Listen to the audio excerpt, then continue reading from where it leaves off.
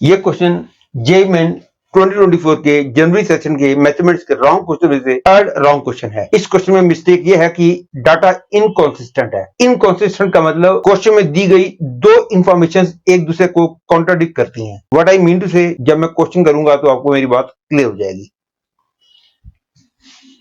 इस क्वेश्चन में कहा गया है let alpha be a non zero real number, suppose f takes R to R is a differentiable function such that f0 is equal to 2 and limit x tends to minus infinity fx is equal to 1. If f dash x is equal to alpha fx plus 3 for all x belongs to R, then f of minus log 2 is equal to, you have to find the correct choice. For simplicity मैं fx की जगह y use करूंगा। Therefore, given differential equation can be written as dy by dx is equal to alpha y plus 3, जिसको कि मैं dy upon alpha y plus 3 is equal to dx लिख सकता हूं। और ये क्लियरली वेरिएबल सेपरेबल फॉर्म में डिफरेंशियल इक्वेशन है। अदरवाइज यदि मैं अल्फा y को इधर ले आता तो ये लीनियर डिफरेंशियल इक्वेशन बन जाती। तो इस क्वेश्चन को मैं वेरिएबल सेपरेबल फॉर्म वाले तरीके से भी कर सकता हूं और इसको मैं इंटीग्रेटिंग फैक्टर निकाल के भी कर सकता हूं। मैं वेरिएबल सेपरेबल फॉर्म वाले तरीके से कर रहा हूं।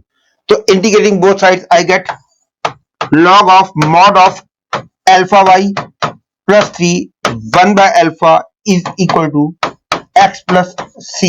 That is, I get mod of alpha y plus 3 is equal to e power alpha into x plus c. That is, alpha y plus 3 is equal to plus minus e power alpha into x plus c.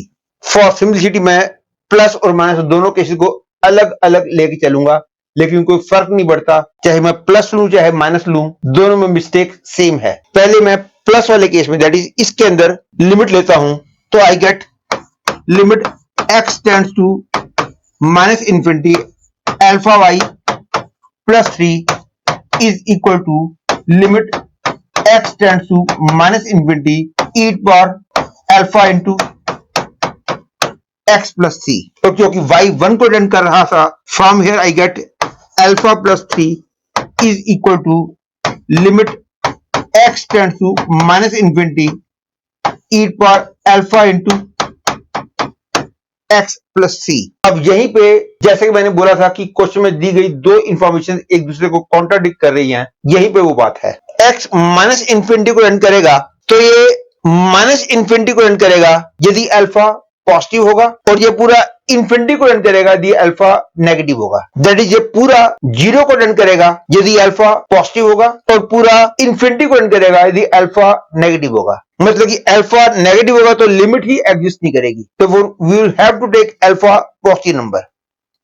तो alpha positive लेता हूं तो ये minus infinity को rent करेगा, ये पूरा zero को डन कर जाएगा। तो I will get alpha plus 3 equal zero. That is, I will get the value of alpha as -3, which is not possible, क्योंकि इसकी लिमिट एग्जिस्ट करने के लिए अल्फा को मेरे को पॉजिटिव मानना होगा, और मानते हैं तो I get the answer alpha equal to -3, which is contradiction. That is why I told that this question is wrong.